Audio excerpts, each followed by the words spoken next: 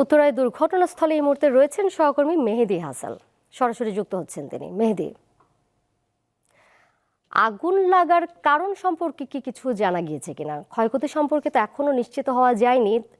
আহ, সেখানে যারা রয়েছেন, ভবনের যারা বাসিন্দা রয়েছেন, তারা আসলে এই বিষয়ে কি বলছেন? প্রত্যক্ষদর্শী কারোর সাথে কথা হয়েছে আপনার?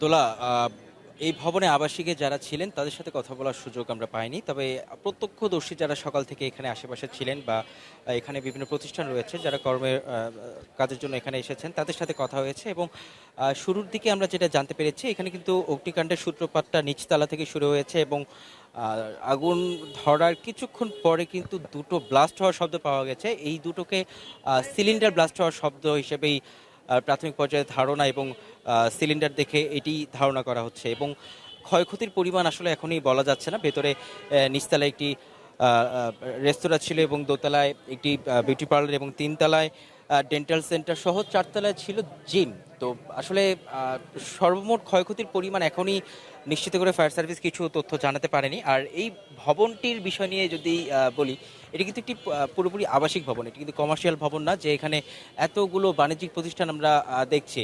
এবং এর দায় আসলে যদি বলেন, আশেপাশের প্রত্যক্ষদর্শী বা মানুষ যারা রয়েছে তারা কিন্তু রাজুক এবং ফায়ার সার্ভিসকেই দিচ্ছে, এবং এর সাথে ভবন মালিকেরও সংযুক্ত রয়েছে। কারণ কমার্শিয়াল স্পেস না হওয়ার পরও তিনি আসলে এরকম 4টা ফ্লোর পর্যন্ত এরকম বাণিজ্যিক প্রতিষ্ঠানকে কেন ভাড়া দিয়েছে, সেটা হচ্ছে একটা জানার বিষয় রয়েছে। এবং ফায়ার সার্ভিস এবং রাজুকের যে অভিযোগটা তারা সাধারণ মানুষ আসলে দিচ্ছে যে তারা এগুলো কেন তদারকি করছে না। বেইলি রোডেও আমরা এরকম ভয়াবহ দুর্ঘটনা দেখেছি, এবং এর মাঝে আবারও ছোটোখাটো দু একটা অগ্নিকাণ্ডের ঘটনা আমরা দেখেছি। এবং আজকে আবারও উত্তরায় দেখলাম এরকম একটি ভয়াবহ অগ্নিকাণ্ডের ঘটনা, যেখানে প্রায় 3.5 ঘন্টা চেষ্টা করে ফায়ার সার্ভিস আগুন নিয়ন্ত্রণে আনতে পেরেছে। এবং যদিও আল্লাহর অশেষ রহমতে এখানে কারো কোনো ক্ষয়ক্ষতি হয়নি। 7জনকে তারা সুস্থভাবে বের করতে পেরেছেন, এবং একজন অন্তঃসত্ত্বা নারীও এখানে ছিলেন। এবং এখন আসলে এই ভবনটি পুলিশের নিরাপত্তায় রয়েছে। পুলিশ কাউকে ভেতরে প্রবেশও করতে দিচ্ছে না, এবং তারা এখানে ব্যারিকেড দিয়ে রেখেছে যেন উৎসুক জনতা ভেতরে আসলে ঢালাওভাবে প্রবেশ করতে না পারে।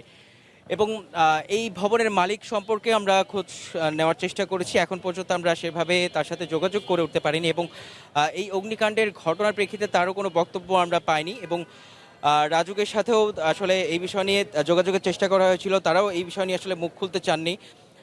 এবং এই উত্তরায় কিন্তু এই ধরনের আবাসিক ভবনের সংখ্যা অনেক বেশি। এবং এই যে ভবনগুলোতে রেস্টুরেন্ট থেকে শুরু করে আপনার dental centre, beauty parlour, gym, এই ধরনের বাণিজ্যিক প্রতিষ্ঠান কিন্তু আমরা বেশিরভাগ ভবনেই লক্ষ্য করে থাকি। এবং বিশেষ করে আবাসিক ভবনগুলোতে এই ফায়ার অগ্নি দুর্ঘটনার সময় যে বের হওয়ার যে জরুরি ব্যবস্থা থাকে, সেই ব্যবস্থা কিন্তু আসলে এই ভবনের বেশিরভাগ ভবনগুলোতেই আমরা লক্ষ্য করতে পাই না। যদিও এগুলো দেখার এবং তদারকি করার দায়িত্ব রাজুক, ফায়ার সার্ভিস এবং ভবন মালিকদেরও আসলে এখানে ভূমিকা থাকে। তো দোলা, এই ছিল আমার কাছে উত্তরার 12 নম্বর সেক্টর থেকে। ঘটনাস্থল থেকে যুক্ত ছিলেন সহকর্মী মেহেদী হাসান।